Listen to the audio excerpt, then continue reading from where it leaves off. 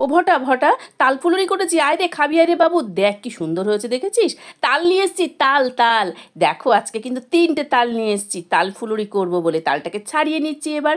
তো দেখো ছাড়ানোর সময় একটু শক্ত লাগছিল, কিন্তু তালটা কিন্তু দেখতে সুন্দর। আমার মনে হচ্ছে তালটা একটু মিষ্টি হবে, তো তোমরা কি বলো? আমারও তাই মনে হচ্ছে মিষ্টিই হবে। তো তালটাকে এরকমভাবে কিন্তু দেখো ছাড়িয়ে নিচ্ছি, আর খুব সুন্দর একটা মিষ্টি সেন্ট বার হচ্ছিল, 3টে দানা। তো যাই হোক, তাল থেকে তালের রসটা আমি ঝাঁঝরির সাহায্যে বার করে নিচ্ছি। তো অনেকে অনেক ওয়েতেই তাল থেকে তালের রস বা পিউরিটা বার করে নেয়, আর এটা এমন কি আর কঠিন কাজ বলো? আর যারা খেতে ভালোবাসে তাদের কাছে তো কোনো ব্যাপারই না। তবে আমার কিন্তু তালের যে কোনো রেসিপি খেতে খুব ভালোবাসি, তো সেই সঙ্গে সঙ্গে একটু নারকেল দেবো বলে দেখো নারকেল ছাড়িয়ে নিই, নারকেল করে নিচ্ছি। তোমাদের একগাল হাসি মুখ হেসে দিলাম, কেন বলো তো? আমি এইসব কাজ করতে খুব ভালোবাসি। আমি যেমন তৈরি করতে ভালোবাসি, অন্যকে খাওয়াতেও ভালোবাসি এবং খেতেও ভালোবাসি।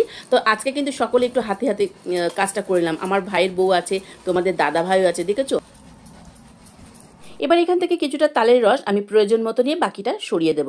তো আজকে আমি তাল ফুরুলি বা তালের বড়া করব, যার জন্য কিন্তু সিদ্ধ চাল, আতপ চাল নয়, এটা সিদ্ধ চাল আমি আধ ঘন্টা আগে ভিজিয়ে রেখেছিলাম। আর এই সিদ্ধ চালটা একটা মিক্সিং জারের মধ্যে নিয়ে নিলাম, আর এখানে কিন্তু আমি কিছুটা পরিমাণ জল দিয়ে দেবো। জল দিয়ে ব্যাটারটা তৈরি করে নিতে হবে। দেখেছো ব্যাটারটা একটু দানা দানা, এই দানা দানাটা দিলে না একটু প্রথমে যখন আমরা তালের বড়াটা তুলবো বা তাল ফুরুলি তুলবো, তখন কিন্তু খেতে মচমচা মানে ভালো লাগবে। তার সঙ্গে দিয়ে দিলাম 1 বাটি মতো ময়দা, দিয়ে দেবো পরিমাণ মতো চিনি, যে যেমন পছন্দ করো, আর মিষ্টি জিনিস একটু লবণ দিলে ভালো লাগে।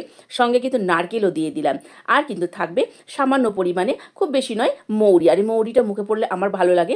যারা পছন্দ করো না এটাকে স্কিপ করতে পারো। এবার ভালো করে হাতের সাহায্যে কিন্তু এটা মেখে নিচ্ছি। মাখাটা খুব ভালো করে হাতের সাহায্যে মাখিয়ে নিচ্ছি আমি, যাতে আটা, ময়দা, চিনি এগুলো সম্পূর্ণ কিন্তু ভালো মাখা, চিনিটা যেন গলে যায়। আর তোমাদের এই সুযোগে বলে দিই, যদি ভিডিওটা ভালো লেগে থাকে অন্যকে একটু দেখার সুযোগ করে দেবে। এদিকে তেল গরম হয়ে গেছে, ব্যাটারও তৈরি করা হয়ে গেছে। এবার তেলের মধ্যে আমি কিন্তু তালফুলুরিগুলো ছেড়ে দিচ্ছি। দেখো খুব ভালো সুন্দর কিন্তু করতে পারলাম না, তোমরা কিন্তু আমাকে কমেন্টে জানিও। তবে দেখাচ্ছি, দেখো তেলের ওপর যখন ভাসবে ওটা গোল গোল হলো না কেমন হলো। তবে খুব ভালো না হলেও মোটামুটি হয়ে যায়, কি বলো তোমরা? তো তেলের ওপর যখন ভেসে উঠেছে, ভেবে নিলাম একটা সাইড হয়ে গেছে। এবার কিন্তু আমি একটু ছাঁকনি দিয়ে ভালো করে নেড়ে দিলাম, কারণ এদিক ওদিক ভালো করে তো ভাজতে হবে। তো দেখো এবার তোমরা আমাকে একটু জানিও তো আমার তালফুলুরিগুলো কেমন গোল গোল হলো না কেমন হলো, একটু জানাবে।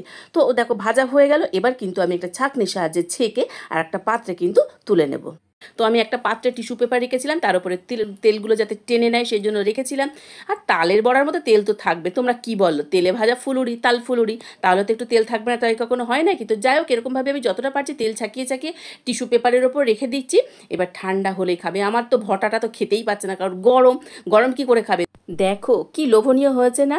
এই দেখো একটা ভেঙে তোমাদেরকে দেখায়, কত সুন্দর হয়েছে। ও ভটা আয়, এবার ঠান্ডা হয়ে গেছে বাবা, আয় আর আমায় জ্বালাস না, খেয়ে